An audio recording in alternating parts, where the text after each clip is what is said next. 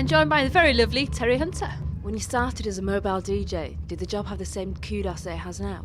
Kind of, sort of. I was just more moving about, doing a lot of house parties, just spreading myself all over the place and not really in one spot all the time. So I had a lot of different experiences with different kind of crowds wanting to hear different kind of music. So The history of house music starts in Chicago, doesn't it? yeah, with Frankie Knuckles spinning at a club called The Warehouse, and they actually took the name from The Warehouse to say, oh, house music, go down to the Warehouse to hear Frankie Knuckles play some house music.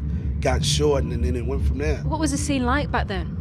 Scene was crazy in Chicago. There was so many parties going on. You had the Music Box, the Warehouse, and then a few years later you had the Power Plant.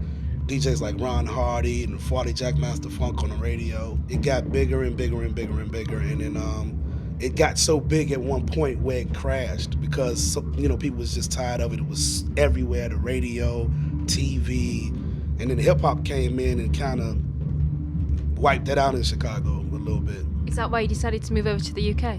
Well, not really, because I always wanted to, because I used to talk to Marshall Jefferson and people like Farley, and they was just telling me how massive the scene was in Europe.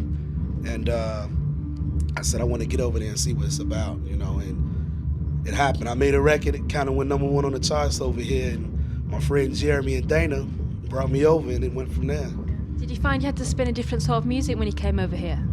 A little bit. In Chicago, like I said, I started off with disco and stuff, but the more of the new music that was coming around, I just got into it and got into it and got into it, and it happened. It happened. So it was the same kind of vibe, a lot of vocals, a lot of musical, instrumental stuff. No hard music, no techno, none of that rubbish. Just straight, as they say over here, garage music.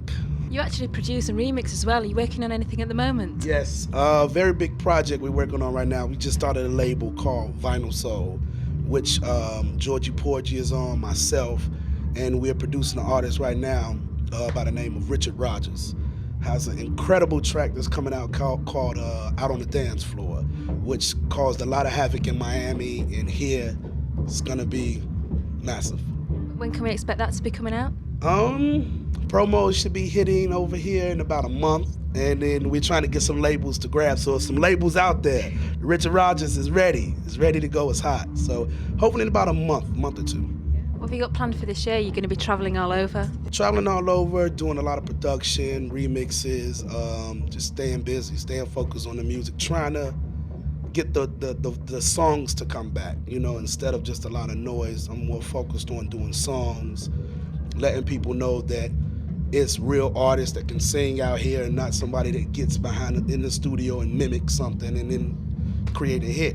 Are you collaborating with anyone in particular? Right now, I'm just writing with myself, my partner, Aaron Smith, with Georgie. I'm going to be doing some things for Masters at Work label, Henry Street, and hopefully collaborating with M&S, CJ McIntosh over here to do a lot of different things.